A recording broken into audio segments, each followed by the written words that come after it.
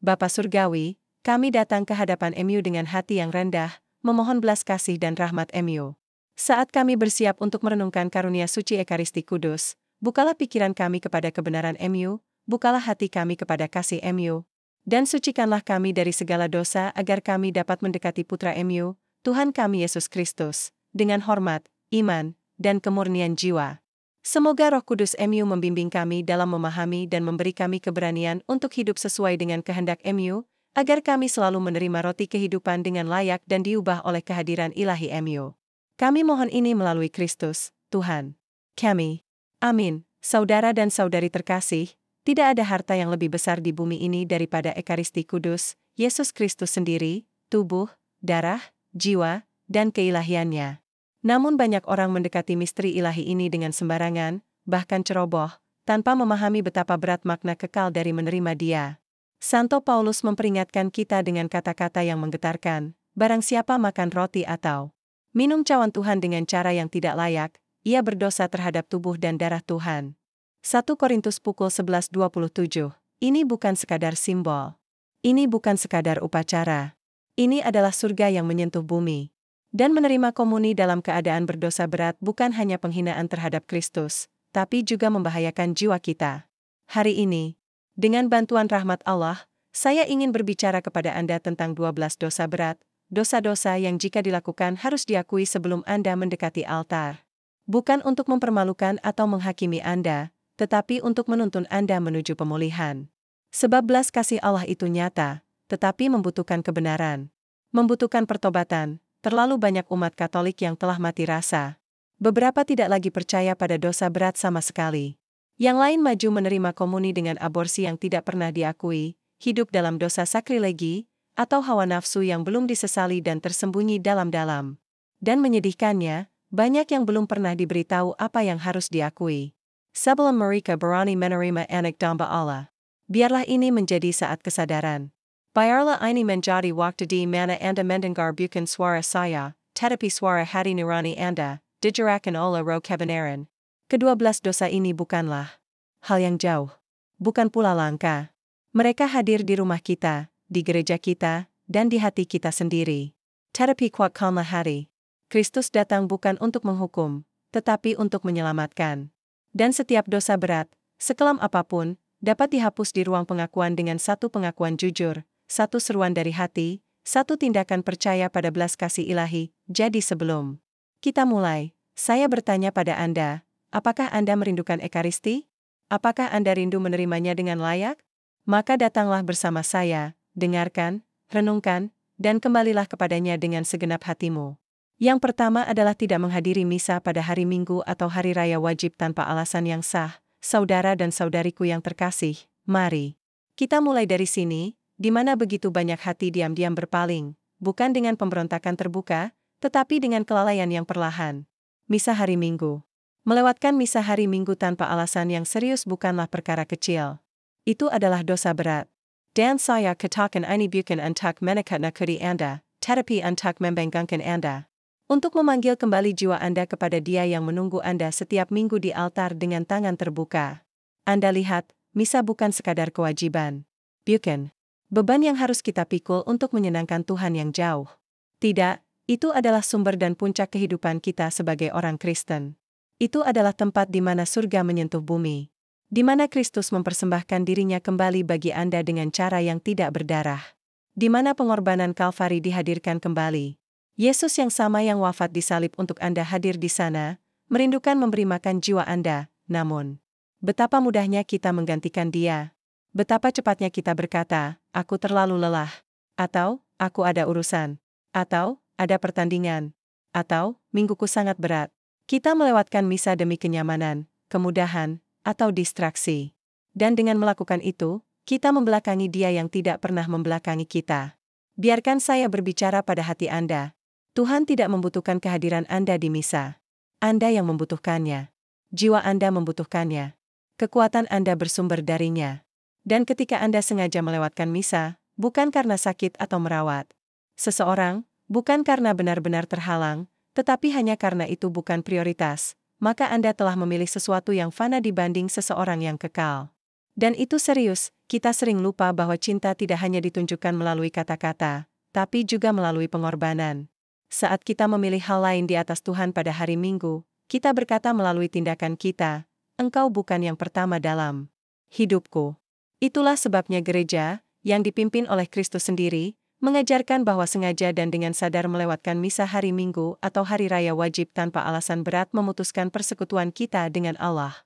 Itu melukai jiwa kita. Dan ya, itu harus diakui sebelum menerima Ekaristi, tetapi inilah kabar baiknya. Tuhan tidak menutup hatinya bagi Anda. Dia tidak menolak Anda. Dia memanggil Anda kembali. Setiap kali Anda melewatkan misa, Dia tetap menunggu Anda. Setiap minggu Anda tidak hadir, Dia tetap hadir dengan kasih-Nya yang tak berubah, berharap Anda kembali. Maka kembalilah. Biarkan ini menjadi saat ketika Anda berkata, "Tuhan, aku minta maaf. Aku lupa apa sebenarnya misa itu. Aku memilih hal lain, tapi sekarang aku ingin pulang." Dan Dia akan menyambut Anda dengan sukacita yang tak terbayangkan. Karena bersama Dia di hari Minggu bukan sekadar perintah. Itu adalah hadiah. Pelukan mingguan dari Sang Juru Selamat yang menyerahkan hidupnya agar kita bisa bersamanya selamanya. Yang berikutnya adalah melakukan hubungan seksual di luar pernikahan, saudara-saudariku. Terkasih dalam Kristus, ini adalah topik yang sulit dan sensitif, tetapi harus dibicarakan.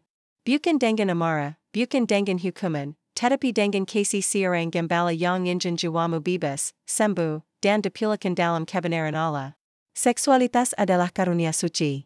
Itu diciptakan oleh Allah. Bukan sesuatu yang memelukan atau kotor, tetapi sesuatu yang indah dan kudus yang dimaksudkan untuk mencerminkan kasih-Nya. Dan seperti semua karunia dari Allah, itu memiliki tujuan. Karunia keintiman seksual diciptakan untuk ikatan pernikahan antara satu pria dan satu wanita, disatukan di hadapan Allah, terbuka terhadap kehidupan dan setia seumur hidup. Apapun di luar ikatan suci itu bukan hanya kesalahan. Itu adalah dosa, namun dunia kita berkata sebaliknya. Dunia berkata, kalau rasanya enak, lakukan saja. Dunia menertawakan kemurnian, mengejek kesucian, dan mengagung-agungkan hawa nafsu. Kita dikelilingi godaan, di layar, dalam musik, dalam budaya kita. Tetapi kebenaran tidak berubah. Rangkaian Allah tidak berubah. Berhubungan seksual di luar pernikahan, tinggal bersama sebelum menikah di gereja, menyerah pada hawa nafsu melalui pornografi, pemuasan diri, atau tindakan sesama jenis, semua ini adalah dosa berat. Bukan karena Allah ingin mengendalikanmu. Bukan karena Dia ingin merusak sukacitamu. Tetapi karena hal-hal itu memisahkan kita dari cinta sejati, mereka melukai jiwa. Mereka membuat kita menoleh ke dalam, bukan ke atas. Izinkan saya berbicara dengan terus terang. Pornografi bukanlah sesuatu yang tidak berbahaya. Itu merusak cara kita memandang sesama. Itu meracuni hati. Itu memperbudak pikiran. Masturbasi bukanlah hal yang pribadi atau polos. Itu melatih kita untuk mencari kenyamanan, bukan pemberian diri. Dan seks tanpa ikatan suci pernikahan bukanlah kebebasan. Itu adalah keintiman palsu yang membuat jiwa lapar, bukan dipenuhi, dan yang paling menyakitkan adalah ini. Ketika kita jatuh ke dalam dosa-dosa ini dan tetap menerima komuni tanpa pertobatan, kita menerima tubuh Kristus dengan tubuh yang tidak murni. Itu adalah sebuah sakrilegi dan melukai hubungan kita dengan Dia yang menciptakan kita untuk sesuatu yang lebih mulia. Tapi dengarkan baik-baik, ada harapan. Ada penyembuhan. Ada belas kasih. Tidak ada dosa yang lebih besar dari kasih Allah. Jika kamu jatuh ke dalam dosa-dosa ini, dan banyak orang telah mengalaminya, kamu tidak sendirian. Kamu tidak berada di luar jangkauan pengampunan. Tetapi kamu harus mengaku. Kamu harus jujur. Kamu harus membawa luka itu ke dalam terang. Jangan tinggal dalam bayang-bayang. Jangan biarkan rasa malu membungkammu. Tuhan tidak jijik padamu. Dia sedang menantimu dengan kelembutan, bukan dengan kemarahan. Dia ingin menyucikanmu, mengembalikan martabatmu, memberikanmu permulaan yang baru. Pergilah mengaku dosa. Biarkan rantai-rantai itu jatuh. Mulailah kembali. Dan sejak saat itu, berjuanglah untuk hidup dalam kemurnian, bukan karena itu mudah, tetapi karena itu kudus, karena Tuhan layak untuk itu. Dan kamu pun layak, kamu tidak diciptakan untuk hawa nafsu. Kamu diciptakan untuk cinta. Cinta sejati, cinta yang berkorban, cinta yang kekal. Cinta yang membawa kita ke altar dan pada akhirnya ke surga. Satu lagi adalah hidup bersama tanpa pernikahan sakramental, tinggal serumah seolah-olah menikah, tetapi belum disatukan dalam sakramen pernikahan kudus. Saudara dan saudariku terkasih, dalam Kristus, ada satu kebenaran yang harus kita kembalikan lagi dan lagi. Allah menciptakan pernikahan. Dialah yang merangkainya. Dia memberkatinya. Dan dia menjadikannya sakramen, tanda suci kasihnya bagi gereja. Itu bukan sekadar kontrak.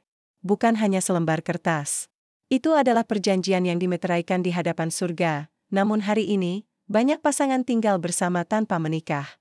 Di gereja, mereka tinggal serumah, berbagi kehidupan, bahkan membesarkan anak, tanpa terlebih dahulu mengucap janji suci di hadapan Allah.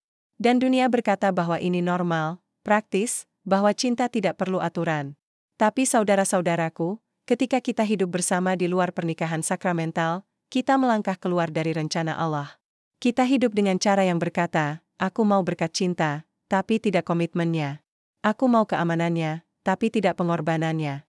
Aku mau keintimannya, tapi tidak salibnya. Dan itu bukanlah cinta, bukan dalam kepenuhannya, karena cinta sejati tidak menahan diri.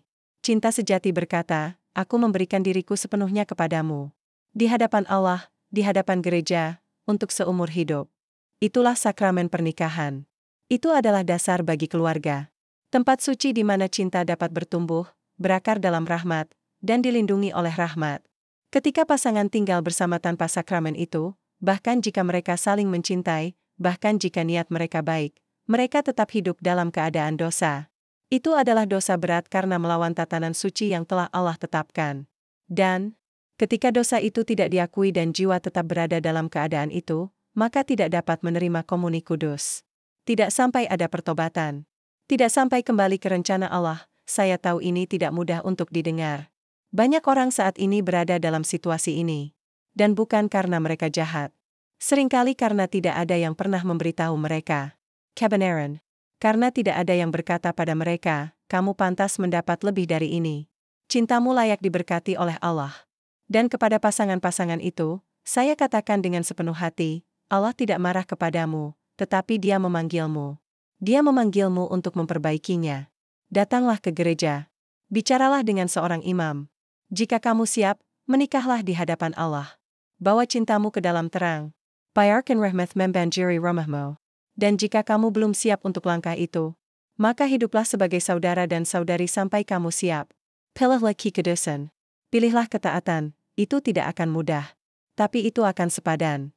Karena ketika kamu berkata ya pada rancangan Allah, cintamu akan menjadi lebih kuat, lebih murni, dan lebih berbuah dari yang bisa kamu bayangkan. Tuhan ingin cintamu menjadi kudus. Dia ingin itu bertahan. Dan Dia ingin memberkatinya. Tetapi, berkat itu datang melalui ketaatan, bukan kenyamanan. Melalui penyerahan, bukan jalan pintas. Biarkan Dia menguduskan cintamu. Biarkan Dia menjadikan rumahmu sebagai tempat tinggal yang dipenuhi rahmat. Dan ketika kamu telah melakukannya, barulah kamu datang ke altar dan menerima Tuhan dalam komuni kudus dengan hati yang utuh dan bersih. Dosa berikutnya adalah menerima komuni kudus saat berada dalam keadaan dosa berat, sakrilegi, anak-anak. Terkasih dalam Kristus, ini adalah salah satu pelanggaran paling serius dan menyedihkan yang dapat kita lakukan. Dan saya mohon agar kamu mendengarkan dengan hati yang terbuka. Menerima komuni kudus saat dalam keadaan dosa berat adalah sebuah sakrilegi. Apa artinya kata itu? Sakrilegi bukan hanya kesalahan. Itu adalah tindakan penghinaan langsung terhadap sesuatu yang suci. Dan tidak ada yang lebih suci di bumi ini selain tubuh dan darah Yesus Kristus dalam Ekaristi Kudus. Pikirkanlah apa yang kita ucapkan dalam misa, ya Tuhan, saya tidak pantas Engkau datang pada saya. Namun, berapa kali kita maju dengan tenang, bahkan dengan bangga, sambil membawa dosa berat yang belum diakui dalam jiwa kita. Melakukan itu bukan hanya membahayakan keselamatan kita, tetapi juga melukai hati Kristus sendiri. Santo Paulus dengan jelas berkata dalam kitab suci, barang siapa makan roti atau minum cawan Tuhan dengan cara yang tidak layak, ia berdosa terhadap tubuh dan darah Tuhan. 1 Korintus 11:27. Itu bukan bahasa simbolik. Itu adalah peringatan ilahi. Bayangkan berjalan ke altar sambil tahu ada dosa berat dalam jiwamu, tapi tetap menerima Yesus seolah tidak ada yang salah. Temanku, itu seperti mengundang seorang raja ke rumah yang penuh kotoran, kegelapan, dan pemberontakan. Dan raja itu adalah Tuhan yang disalibkan dan bangkit, yang menyerahkan hidupnya untukmu. Bukankah Dia layak diterima dengan hormat, dengan kasih, dan dengan hati yang telah disucikan oleh belas kasih-Nya, menerima Yesus dalam Ekaristi bukanlah hadiah untuk orang baik. Bukan hak yang kita klaim hanya karena kita datang ke gereja. Ini adalah anugerah suci bagi mereka yang berada dalam keadaan rahmat. Mereka yang telah merendahkan diri, mengakui dosanya, dan berdamai dengan Allah. Jika kamu telah melakukan dosa berat, apapun itu, dan belum pergi mengaku dosa, maka jangan maju untuk menerima komuni. Tetaplah di bangku, berdoalah, mintalah kekuatan dari Tuhan, dan pergilah mengaku dosa sesegera mungkin. Hanya setelah jiwamu dibersihkan oleh rahmat-Nya, kamu boleh mendekati altar, dan izinkan saya sampaikan satu hal yang sangat penting. Memilih untuk tidak menerima komuni ketika kamu tahu belum siap bukanlah kegagalan. Bukan sesuatu yang memalukan. Itu adalah tindakan kerendahan hati yang indah. Itu berkata pada Tuhan, aku menganggap MU serius. Aku menghormati kekudusan MU. Aku akan datang kepada MU ketika hatiku sudah murni. Pilihan itu menyenangkan. Surga. Pilihan itu menyentuh hati Yesus lebih dari 1000 komuni kosong. Dan jika kamu pernah melakukannya di masa lalu, jika kamu pernah menerimanya dengan tidak layak, pergilah mengaku dosa. Tuhan itu penuh belas kasih. Dia menanti untuk membersihkan jiwamu, memulihkan yang hilang, dan menyembuhkan yang terluka. Tapi jangan pernah lagi mendekati altar dengan sembarangan. Jangan pernah lagi menerima Raja Kemuliaan dengan jiwa yang kotor. Mari kita kembali pada sikap hormat. Mari kita pulihkan rasa takut akan Tuhan. Bukan takut yang menjauhkan, tapi yang membawa kita berlutut. Karena Dia yang kita terima adalah kudus. Dia adalah Allah. Dia adalah kasih. Dan Dia layak menerima segalanya dari kita. Dosa berikutnya adalah menggunakan kontrasepsi. Saudara dan saudariku terkasih dalam Kristus, ini adalah topik yang lembut dan sering disalahpahami. Ini menyentuh bagian yang sangat pribadi dalam hidup kita, tubuh kita, pernikahan kita, keluarga kita. Namun karena menyentuh sesuatu yang begitu suci, kita harus menyampaikan kebenaran dalam kasih. Allah adalah pencipta kehidupan. Dia bukan hanya pemberi kehidupan, Dia adalah sumbernya. Setiap kali seorang pria dan wanita bersatu dalam keintiman pernikahan, mereka ambil bagian dalam sesuatu yang kudus, sesuatu yang sangat ilahi. Mereka membuka jendela di mana Allah dapat menghembuskan jiwa baru ke dunia. Begitu sucinya seksualitas manusia, tetapi kontrasepsi, entah itu pil, kondom, spiral, koyo, suntikan, atau metode lainnya, adalah cara untuk menutup jendela itu. Itu berkata pada Allah, aku ingin kesenangan, tapi tidak kemungkinan kehidupan. Aku ingin karunia, tapi tidak tanggung jawabnya. Dan ketika kita melakukan itu, kita bukan hanya berkata tidak pada biologi. Kita berkata tidak pada rancangan Allah. Dan gereja, dalam kebijaksanaannya, tidak pernah mengubah ajarannya tentang ini. Kenapa? Karena ini bukan sekadar soal aturan. Ini soal kasih. Cinta sejati. Cinta yang bebas, total, setia, dan subur. Ketika pasangan menikah menggunakan kontrasepsi, mereka merusak makna alami dari tindakan cinta.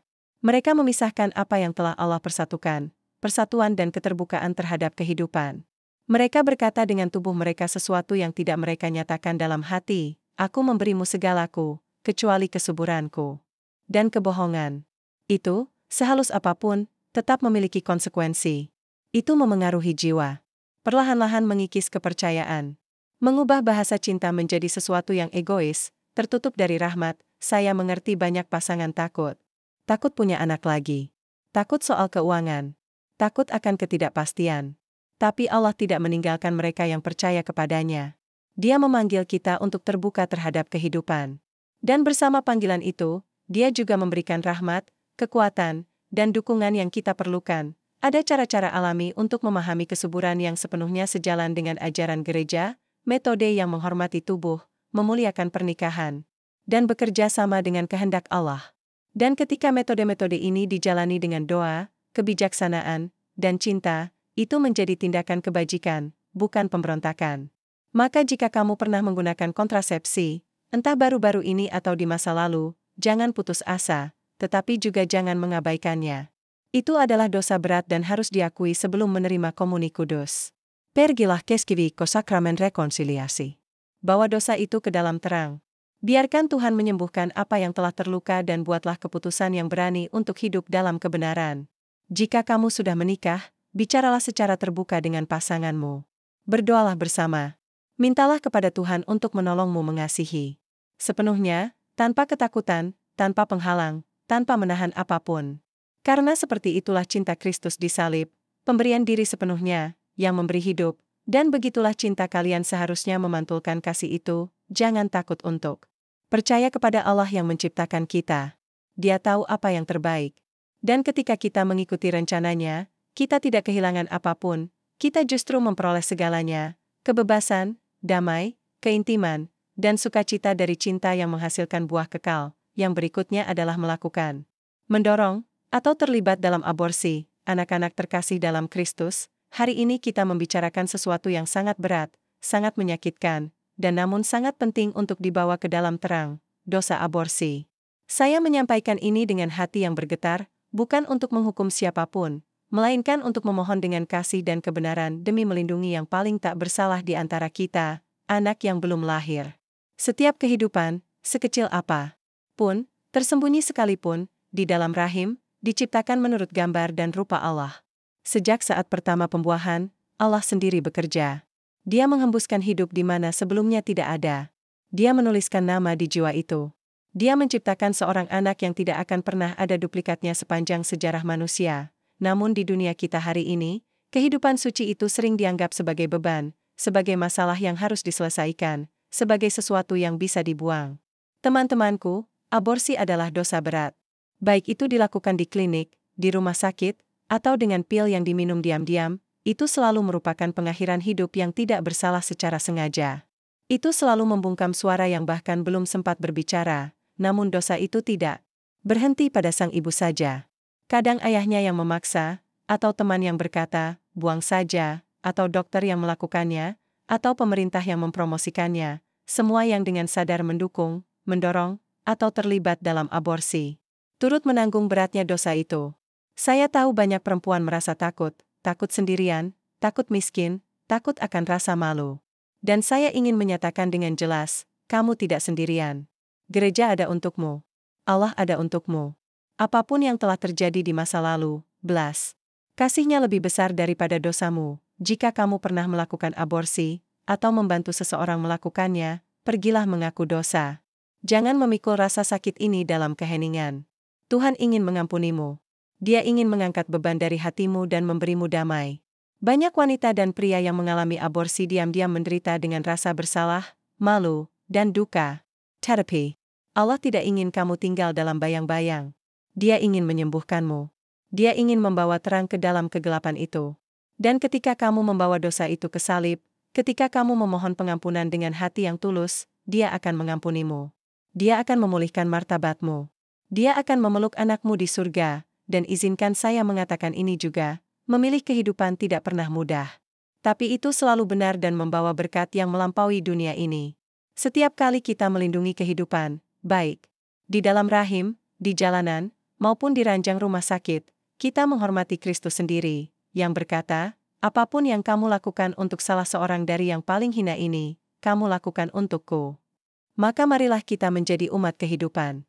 Mari kita bela anak yang belum lahir, bersuara bagi yang tak bersuara, dan menyelimuti setiap ibu yang sedang dalam krisis dengan belas kasih, bukan penghakiman. Marilah kita menjadi gereja di mana tidak ada yang merasa terpojok, di mana setiap anak disambut, dan di mana belas kasih selalu menjadi kata terakhir. Berikutnya adalah melakukan pembunuhan, eutanasia, atau tindakan kekerasan. Saudara dan saudariku terkasih dalam Kristus, ini adalah salah satu dosa paling serius yang berseru ke surga meminta keadilan, mengambil nyawa manusia lain. Baik melalui pembunuhan, eutanasia, atau tindakan kekerasan terhadap sesama, itu selalu merupakan pelanggaran berat terhadap gambar Allah dalam kemanusiaan. Mari kita mulai dengan yang paling jelas. Pembunuhan adalah dosa berat. Baik dilakukan dalam amarah, kebencian, balas dendam, atau demi keuntungan, itu adalah serangan langsung terhadap kesucian hidup. Hidup bukan milik kita untuk diberikan atau diambil. Hidup hanya milik Allah. Hanya Dia, Sang Pencipta kehidupan, yang berhak memanggil jiwa kembali kepadanya. Ketika seseorang membunuh, mereka tidak hanya menghancurkan satu kehidupan, tetapi juga menghancurkan keluarga, mengguncang komunitas, dan melukai jiwanya sendiri dengan cara yang hanya dapat disembuhkan oleh belas kasih Allah. Tapi kita juga harus berbicara tentang eutanasia, yang oleh dunia kadang disebut pembunuhan karena belas kasihan. Itu sering dikemas sebagai tindakan penuh kasih, bahkan bermartabat. Tapi tidak peduli bagaimana dibungkusnya, itu tetaplah dosa berat. Itu adalah mengakhiri kehidupan seseorang yang sakit, lansia, difabel, atau menderita. Dan itu bukan belas kasih. Itu adalah penolakan terhadap salib. Belas kasih sejati berarti tetap berada di sisi tempat tidur, menggenggam tangan, menyeka air mata, menderita bersama, bukan mengakhiri hidup seseorang yang kita cintai, tapi mencintai mereka sampai napas terakhir, karena penderitaan, bahkan dalam misterinya, bisa menjadi jalan menuju kekudusan. Kristus sendiri telah menunjukkan hal itu kepada kita, dan jangan lupakan tindakan kekerasan, baik secara fisik, verbal, maupun psikologis. Ketika kita menyakiti orang lain, memukul, menyiksa, menghina, memanipulasi, atau menghancurkan semangat seseorang, kita tidak hanya melukai manusia. Kita menyinggung Kristus yang hidup dalam setiap anaknya. Kekerasan di rumah, di jalan, dalam kata dan sikap, semua ini adalah luka terhadap cinta, dan meninggalkan bekas luka yang bertahan jauh melampaui momen perbuatannya. Maka jika kamu telah melakukan kekerasan, jika kamu pernah mengangkat tangan dalam kemarahan, jika kamu pernah mengucapkan kata-kata yang menghancurkan martabat seseorang, jika kamu pernah mendorong seseorang untuk mengambil nyawa, atau bahkan menutup mata ketika keadilan dilanggar, pergilah mengaku dosa. Bawalah semuanya kepada Tuhan. Jangan tunggu. Ini adalah dosa-dosa berat dan harus diampuni sebelum kamu datang menerima Yesus dalam Ekaristi Kudus. Tapi jangan takut untuk kembali. Tangan Bapa terbuka lebar. Dia tidak menanti dengan hukuman, tapi dengan belas kasih. Dia ingin memperbarui dirimu, memulihkan damai, mengangkat beban rasa bersalah dari hatimu, dan jika kamu adalah korban kekerasan, ketahuilah ini, Allah tidak meninggalkanmu. Dia melihat lukamu. Dia menghitung setiap air matamu. Dan dia berjanji bahwa tidak ada penderitaan yang dipersembahkan kepadanya yang akan sia-sia. Penyembuhan akan datang seiring waktu, melalui rahmat, dan seringkali melalui cinta dan bantuan sesama. Maka marilah kita, sebagai satu tubuh dalam Kristus, menjadi saksi kehidupan. Jadikan rumah kita tempat damai, bukan konflik. Biarkan kata-kata kita membangun, bukan merobohkan. Dan ingatlah selalu, apapun yang kita lakukan terhadap yang paling kecil dari saudara-saudari kita melakukannya terhadap Kristus sendiri. Dosa berikutnya adalah melakukan ketidakadilan berat di tempat kerja atau dalam posisi otoritas, saudara. Dan saudariku yang terkasih dalam Kristus, ada banyak dosa yang melukai tubuh, tetapi ada juga dosa yang melukai jiwa masyarakat.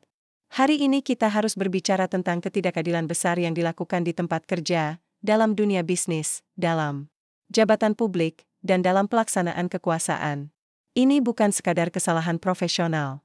Bila dilakukan dengan kesadaran penuh dan kehendak yang disengaja, ini adalah dosa berat yang berseru ke surga meminta keadilan. Izinkan saya mulai dengan kebenaran yang sederhana, pekerjaan itu suci.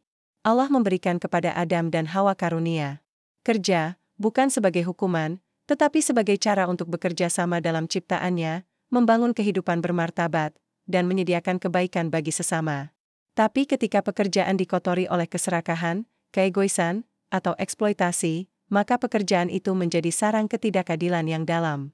Ketika seorang atasan menolak memberi upah yang layak, ketika pekerja dieksploitasi, diperas, atau diperlakukan tidak hormat, itu bukan sekadar praktik bisnis yang buruk. Itu adalah dosa, dosa berat. Karena itu menghancurkan martabat pribadi yang diciptakan menurut gambar Allah. Kitab suci berkata, upah pekerja yang kamu tahan berteriak, dan teriakan para penuai telah sampai ke telinga Tuhan. Yakobus 5:4. Teriakan itu masih bergema sampai hari ini. Ada juga yang melakukan korupsi, menerima suap, memanipulasi kontrak, mencuri dari kaum miskin demi memperkaya diri.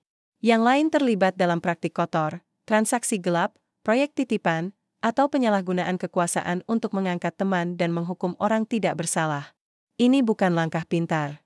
Ini adalah pelanggaran berat di hadapan Allah. Masih ada pula yang berbohong tentang rekan kerja, menyebarkan fitnah, membuat tuduhan palsu, atau menghancurkan reputasi orang demi naik jabatan.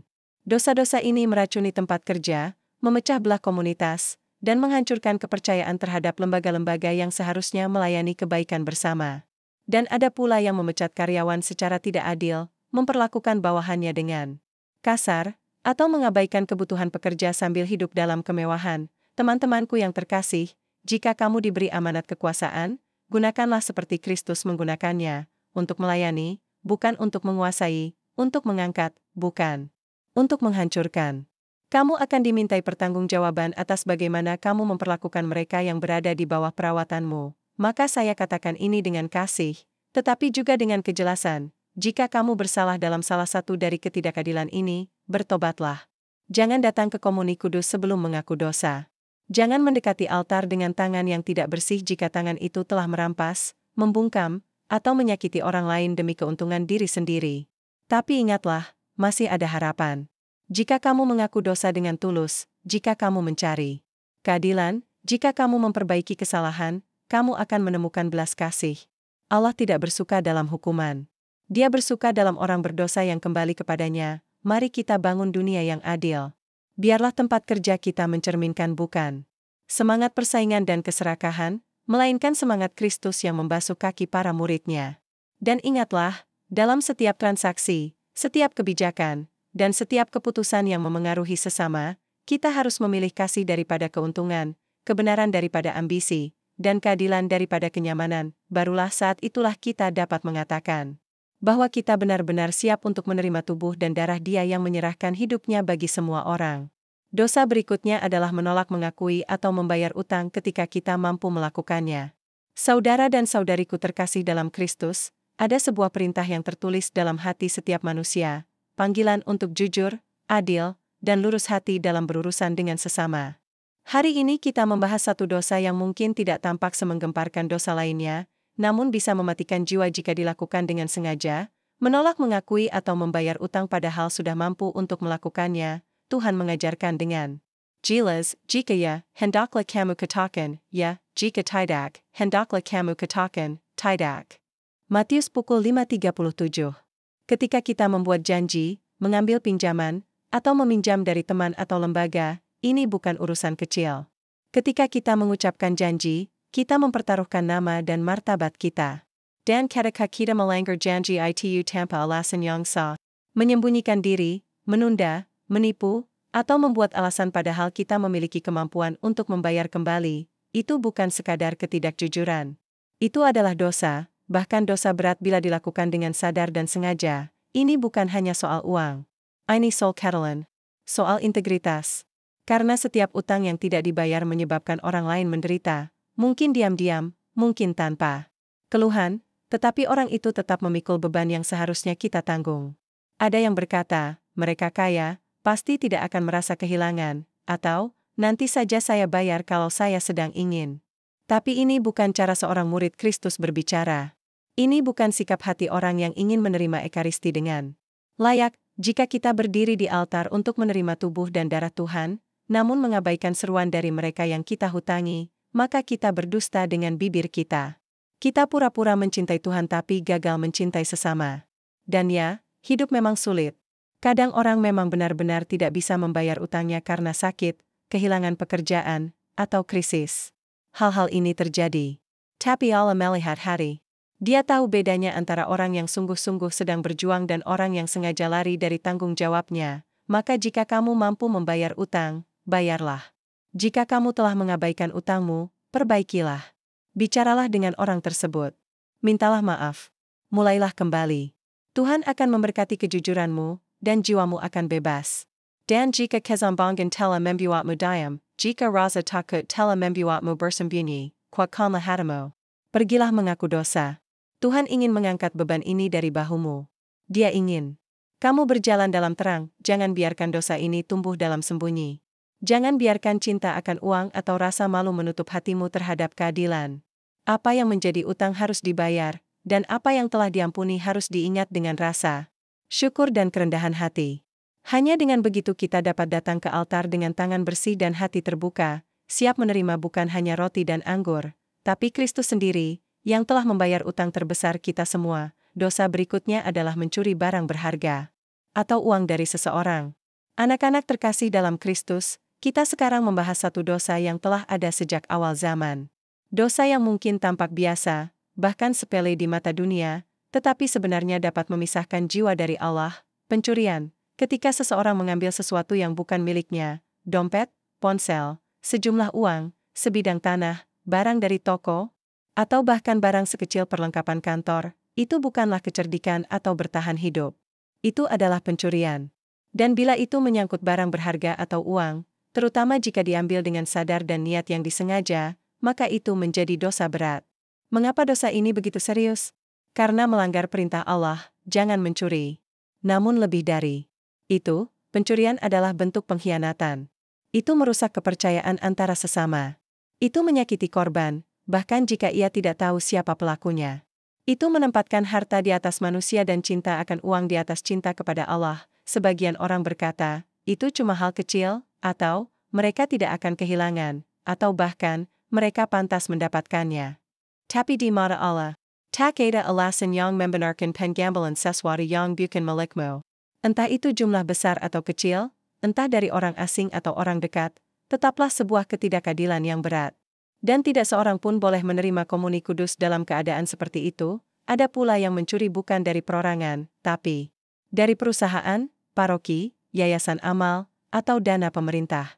Mereka memanipulasi angka, memalsukan tanda tangan, memanfaatkan celah hukum. Ini pun adalah pencurian. Dan dosanya bahkan lebih besar jika mencuri dari orang miskin, dari yang rentan, dari mereka yang sejak awal sudah memiliki sedikit, dan ada satu jenis pencurian lagi yang harus disebut dengan jelas, mencuri waktu atau tenaga. Misalnya, curang terhadap atasan dengan mengerjakan urusan pribadi saat waktu kerja, atau mencatat jam kerja palsu. Ini mungkin tampak sepele di mata manusia, tapi tetap saja bentuk pencurian. Sekarang mungkin kamu bertanya, kalau saya pernah mencuri, apa yang harus saya lakukan? Sahabatku, pergilah mengaku dosa. Tapi jangan berhenti di situ. Sebisa mungkin, lakukan pemulihan. Cobalah mengembalikan apa yang telah diambil. Jika itu tidak mungkin, carilah cara yang adil dan jujur untuk mengganti kerugiannya.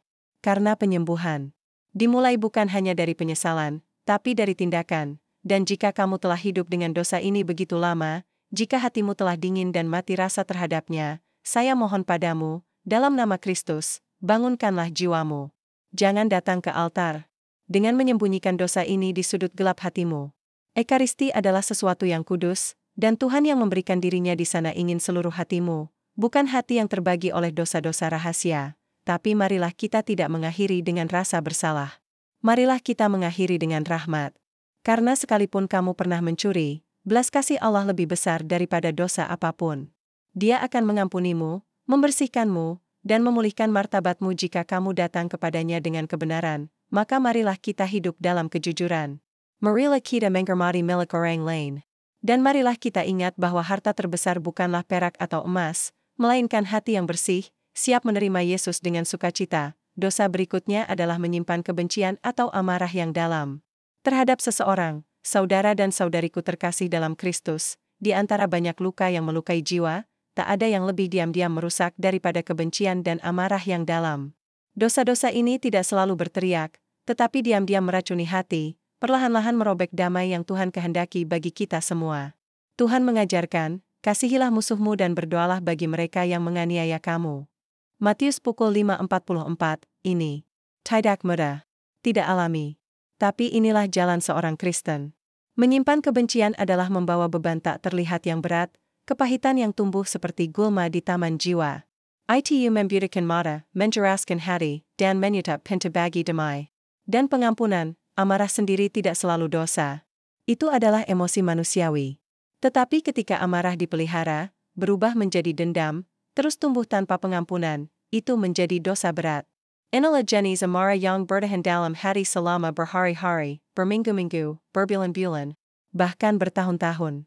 Amarah yang dalam ini bisa membuat kita merasa seolah-olah kita benar, bahwa kita telah dilukai. Namun Tuhan memanggil kita untuk melepaskannya, untuk mengampuni dan menyembuhkan. Menyimpan kebencian itu seperti minum racun dan berharap orang lain yang menderita. Teman-teman terkasih, jika kamu mendapati dirimu menyimpan amarah seperti itu, ketahuilah, itu adalah dosa yang harus diakui.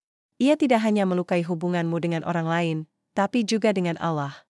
Karena kebencian memutus jiwa dari kasih-Nya. Ekaristi adalah sakramen damai. Bagaimana mungkin kita menerima Yesus, Raja Damai, jika kita membawa peperangan di dalam hati? Bagaimana mungkin kita berkata bahwa kita mengasihi Allah yang tidak kita lihat, jika kita membenci saudara kita yang kita lihat? Tuhan mengundang kita sekarang untuk melepaskan beban itu, membawanya ke dalam pengakuan dosa, dan membuka hati pada belas kasih-Nya. Mengampuni itu tidak mudah, tapi itu adalah kebebasan. Itu adalah jalan menuju penyembuhan, maka saya dorong kamu, jangan biarkan kebencian berakar dalam hatimu. Doakan mereka yang sulit kamu maafkan. Mintalah Roh Kudus melunakkan jiwamu. Dan enggatlah, Christus mati bagi semua orang, termasuk mereka yang telah melukamu. Jika kamu mengakui dosa ini dengan tulus dan mengambil langkah menuju pengampunan, kamu akan menemukan damai. Jiwamu akan lebih ringan dan hatimu akan siap menerima roti kehidupan. Dosa berikutnya adalah dosa-dosa berat kesombongan, keserakahan, kemalasan, iri hati, dan lain-lain. Saudara dan saudariku terkasih, kita mengakhiri refleksi ini dengan ajakan untuk memeriksa akar dari banyak dosa, sikap hati yang diam-diam menjauhkan kita dari Allah. Inilah dosa-dosa berat, kesombongan, keserakahan, kemalasan, iri hati, dan lainnya, yang melemahkan jiwa dan menghalangi jalan menuju kekudusan. Pertama, mari kita bicara tentang kesombongan. Kesombongan sering disebut ibu dari segala dosa. Itu adalah keyakinan bahwa kita lebih baik dari orang lain, bahwa kita tidak membutuhkan bantuan, bahwa kita bisa berjalan sendiri. Tapi teman-temanku, kerendahan hati adalah dasar dari rahmat. Tanpa kerendahan hati, jiwa tidak bisa menerima karunia yang ingin dicurahkan Allah. Orang yang sombong menutup hatinya dan membutakan diri dari belas kasih Allah. Lalu ada keserakahan, keinginan tak terpuaskan untuk memiliki lebih banyak uang, lebih banyak kekuasaan, lebih banyak barang. Keserakahan menjekat jiwa ke bumi, menjadikan kita badik dari hal-hal yang fana, bukan hamba dari kebenaran kekal. Tuhan memperingatkan kita, kamu tidak dapat mengabdi kepada Allah dan kepada Mammon. Matius pukul 6:24, kemalasan adalah musuh lain bagi jiwa. Ia menguras energi kita untuk kebaikan, menumpulkan hasrat kita untuk melayani, dan membuat kita lalai terhadap tugas kita kepada Tuhan dan sesama. Hati yang malas menjadi dingin dan acuh tak acuh, kehilangan api iman dan kasih. Dan iri hati, merasa tidak senang atas keberuntungan atau bakat orang lain, adalah racun yang mencuri sukacita kita dan merusak kesatuan yang Kristus panggil untuk kita bangun. Dosa-dosa ini, ketika dilakukan dengan sadar dan kehendak bebas, memisahkan kita dari rahmat Allah. Mereka menumpulkan suara hati kita dan melemahkan kehendak kita. Ini adalah dosa berat yang harus diakui sebelum kita mendekati Ekaristi Kudus. Tetapi kuatkanlah hatimu, belas kasih Allah tidak terbatas. Tidak ada dosa yang terlalu besar untuk diampuni oleh kasih-Nya. Jika kamu mengakui dosa-dosa ini dengan hati yang rendah dan hancur, kamu akan dipulihkan, diperbarui, dan dikuatkan untuk berjalan dalam jalan-Nya. Teman-temanku yang terkasih, tumbuhkanlah kebajikan-kebajikan yang melawan dosa-dosa ini, kerendahan hati, kemurahan hati, ketekunan, dan kasih. Biarlah jiwamu merindukan bukan hal-hal duniawi, tetapi hanya Allah. Ingatlah, Ekaristi Kudus adalah perjamuan bagi para orang kudus dan para pendosa yang bertobat. Datanglah ke altar dengan hati yang bersih dan kehendak yang diperbarui oleh rahmat, dan kamu akan menerima Kristus dengan sungguh, dengan layak, dan dengan buah yang berlimpah. Saudara dan saudariku terkasih dalam Kristus, saat kita mengakhiri permenungan ini, mari kita membuka hati terhadap bobot dan belas kasih Allah. 12 dosa berat yang telah kita bahas bukan sekadar aturan untuk ditaati atau beban untuk dipikul. Itu adalah kenyataan yang memengaruhi jiwa kita, dan hubungan kita dengan Tuhan yang telah menyerahkan hidupnya bagi kita. Mendekati Ekaristi Kudus dengan dosa berat yang belum disesali adalah menutup pintu terhadap rahmat, menerima bukan roti kehidupan melainkan penghakiman, namun belas kasih Allah berseru lebih keras daripada kegagalan kita.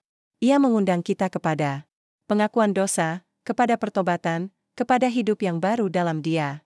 Janganlah patah semangat karena dosamu. Sebaliknya, biarlah itu menjadi alasan kamu berlari ke sakramen rekonsiliasi, kepelukan kasih Sang Bapa, yang dengan sabar menunggu untuk mengampuni, menyembuhkan, dan memulihkan. Ingatlah, Ekaristi adalah sumber dan puncak iman kita. Itu adalah persatuan paling intim dengan Kristus, balsam penyembuh bagi jiwa, kekuatan untuk mengalahkan dosa. Maka datanglah dengan hati yang rendah.